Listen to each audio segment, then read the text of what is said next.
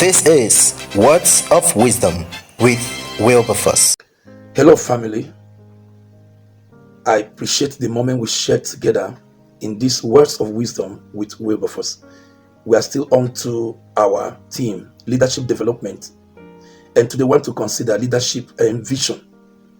We'll take our text from the book of Genesis, chapter 13, verse 14. The Bible says, after Lot separated from Abraham, the Lord spoke to Abraham and said, lift up your eyes from where you are.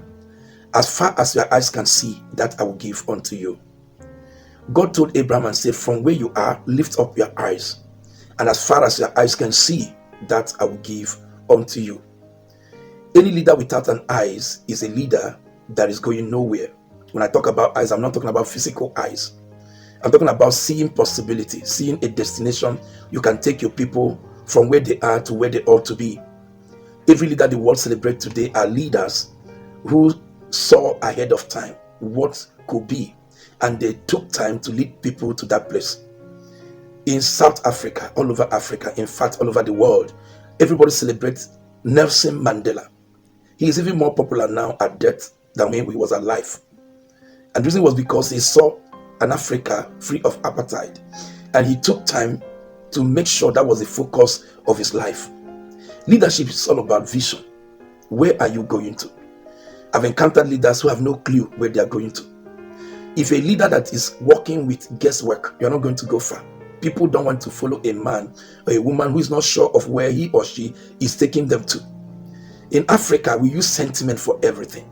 We try to follow people because of tribe, because of religion, affinity, because of one thing or the other that relates us to the people. But that's not what it should be. Life is all about moving from one place to another. One of the characteristics of the living is movement. And when I'm talking about movement, I'm not talking about physical movement. I'm talking about moving from a downtrodden state of mind to a place of hope. Moving from poverty to prosperity. Moving from illiteracy to literacy. Moving people from poor health to a robust health. A lot of people today are finding life extremely difficult because they are following somebody who does not know where he or she is going to. As a leader, your vision must become the most important signal of where you are taking your people to. You see, God is a God of pictures, and that was why he brought Abraham out and said, take a look at the stars. If you can count them, that is how numerous your children will be. He's a God that gives people direction. He's a God that gives people where to go to. I've discovered that successful leaders are people that have a vision of where they are going to, and they convince people around them to buy into that vision, and together they will go and achieve it. You see, everything we see today in this life is a product of vision. The White brothers had a vision where human beings can fly. Their own father, who was a priest, did not believe in them, but given time they were able to produce an airplane. And with that, today aviation is an industry a lot of people have invested into. Can you imagine trying to trek from here to Australia? It's not possible. You can't even swim across Atlantic Ocean. But somebody made it possible that you can be in a jet. In a matter of hours, you arrive at the next destination. That was somebody's vision. Skyscrapers, buildings. If you go to Dubai, you see the world's tallest building. It was somebody's vision. What is your vision? The worst thing is to live a life without a vision. Visionless life is a life that has no meaning. Leaders that have no vision only end up squandering the resources they are given. This is one of the problems that have saddled African continent. When you see a leader who has been in the government house for 30 years, some 20-something years. In Cameroon, Paul Biya has been there since my primary school in 1970s. He has been the president of Cameroon till today, and I wonder what is he waiting for to step down for younger generation to take over. Lack of vision is the reason why people who want to die in an office. You see, Nelson Mandela made it clear that I didn't fight against white dominance and apartheid in South Africa so I can be a leader for life.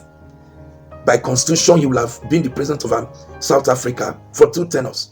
But after the first tenure, he said, let me hand over to Mbeki as a sign this battle was not about me, it was about the people. That is what a leader does. A leader sees ahead of time and take the best decision in the now. There are many people that have no vision as husband, no vision for their wife, no vision for their children as a father. No vision in the place where they are working.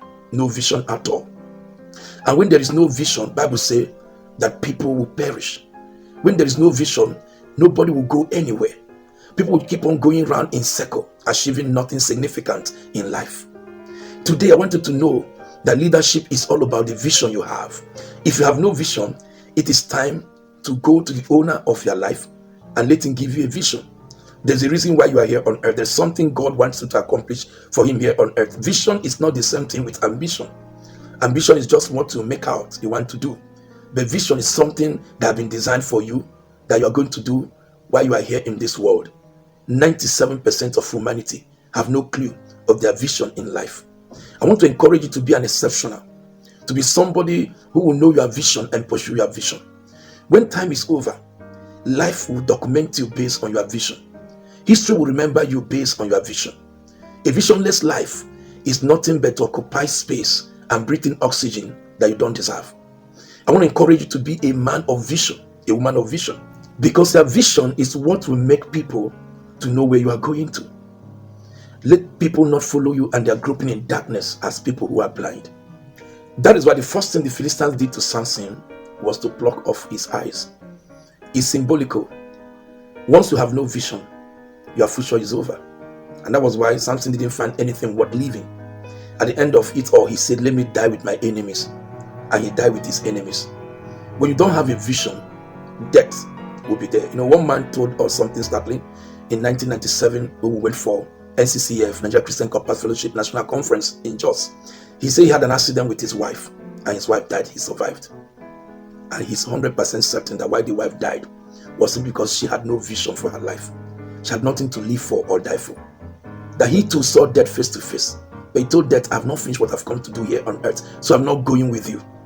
He said his vision kept him alive. And after many months in the hospital, he came out. If you have no vision, you are inviting death. Without vision, nothing flies.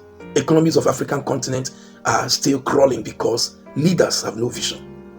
All they think about is how to go abroad and buy houses and stack up money for their yet unborn great-grandchildren. That is not the way life should be. Your vision should be how you can contribute to life of the people around you and make the difference. I want to encourage you today to be a leader that has a vision. And when I say leader, you don't need to wait until you are appointed a commissioner, a local government chairman, a senator before you can lead. In that little space where you occupy, in that sphere of life where you operate from, what are your visions? Your visions are the thing that will keep you going and keep those who are following you going with you. I look at many churches, they have no vision anymore. They've entered into maintenance culture, trying to maintain what the great-grandfathers gave to them.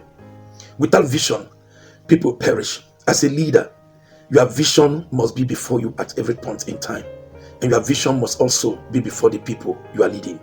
The book of Habakkuk says, write the vision and make it plain, that those that read it will run with it.